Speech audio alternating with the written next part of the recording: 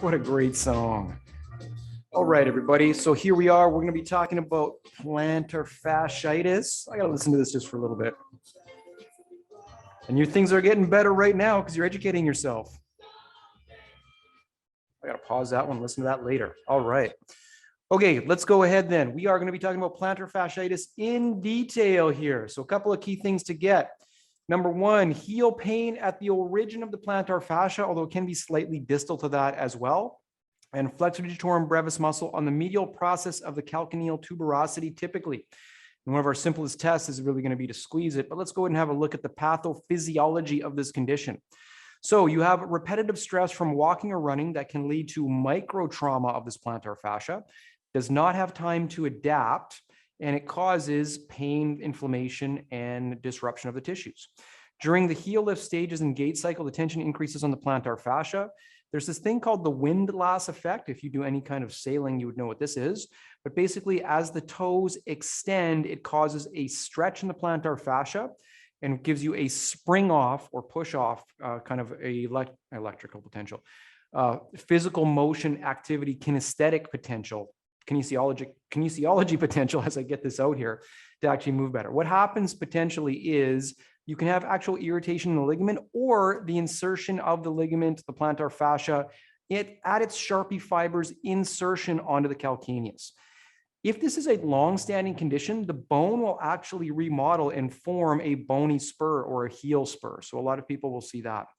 So it considers, if you see that, think that they probably had some kind of plantar fascial issue previously in the past.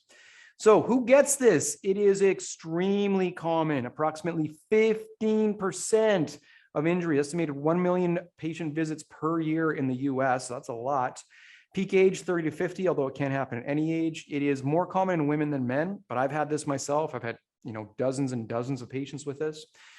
Risk factor, number one, obesity. For myself, so right now I'm about 165, 170. If I lift heavy and I get up to, 175, 180, I start to notice it. It's not obesity, it's increased weight, and my feet actually get sore from that increased load over time. I have hardwood floors in my house, so definitely notice it that way.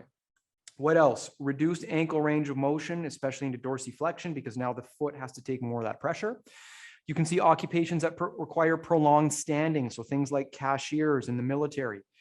What else? Excessive pronation of the foot or flat feet. There's some research around that. Inferior calcaneal exostosis or heel spurs can be a potential number one result of it, but also causative agent that could also aggravate if the body has increased sensitivity in that area.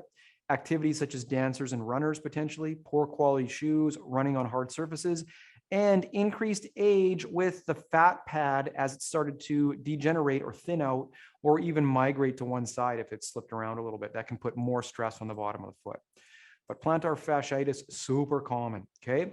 Gradual onset of piercing pain in the heel, usually 1 to 2 centimeters distal from the calcaneus.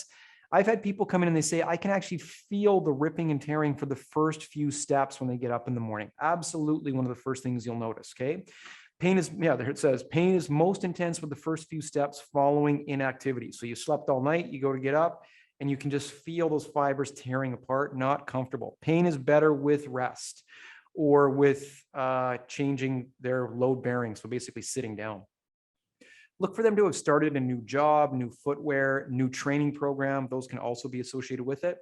Inspection, they might have flat feet, might overpronate, may or may not be relevant, but something to look for. Significant finding is reproduction of pain with direct palpation. And you can do this with your hand or with an instrument like we'll show later on right here. And it should increase with passive dorsiflexion of the toes that does that windlass mechanism that stretches out that plantar fascia. Motion is usually within normal limits, although they might have pain with actions that actually cause, again, toe extension or stretching of the tissue, especially under weight bearing. They might show you a limited dorsiflexion of the ankle as well, which is something we could work to improve. Neurovascular should be within normal limits. You might want to also just tap behind the medial malleolus to look for tarsal tunnel syndrome. Differential diagnosis, what are you going to be looking at? Achilles tendonitis, well, that's going to be pretty obvious, posterior above the calcaneus. You could be looking at a retrocalcaneal bursitis at the posterior side right behind the calcaneus. Lumbar radiculopathy, well, now you're numbness and tingling, which is not typically what we see with a plantar fasciitis. And you could see other stress fractures as well, which could result in point tenderness. But where you're pushing, where you see my thumb pushing right here, and again, we have video on this as well, but where I'm pushing right there, that is not a bony palpation location. That is super thick, super dense fascia in that area. And in fact, it is so super thick, so super dense that what I'm going to do is show you a video of this. Oh, these are my trauma files. I need to find my cadaver files here. Oh, I guess I'm not going to show you a video of this. Give me 2 seconds to find this video. It is going to be here. Lower limb. All right. You're working with me, staying with me to actually see what the bottom of a foot looks like. Here we go. So this dissection. All right, give me so 2 basic seconds. anatomical orientation, look up at screens for 2 seconds. Does everybody know where we are? Okay, I'm going to go ahead and stop. So Foot. we are Excellent. we are obviously looking at the bottom of a foot right here. And so what you can see is the layers. And the first thing that I want to point out here when you're looking at this is exactly, let me get this down. When you're looking at this is exactly how this arch has a nice arch in it right here, but you're going to see me peel this back like layers of a book. So it's pages of a book. So the first thing that you see is the thickest skin of your body, anywhere from 3 to 5 millimeters thick. Then you've got an ultra thick fat pad in this area as well that you have to palpate through. So that's going to be key for us to understand. Whenever we're walking, that heel is taking that repetitive load typically. Running is more in the middle of the foot. And then this is the plantar fascia. It is super dense, super thick, okay?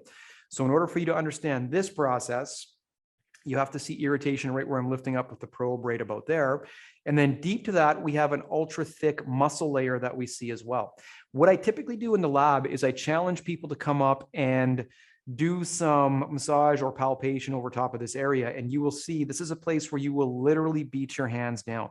For plantar fasciitis, I am a huge fan of instrument-assisted techniques. I've had excellent results in the vast majority of patients I've used it on and can offer a huge benefit rather than you beating down your hand. Well, let me just play it for a second further on this soup. Like, look at how thick that fascia is. Even the muscles, the intrinsic muscles of the foot that we learned is, oh, this one runs from here to there, actually attached to this plantar fascia as well.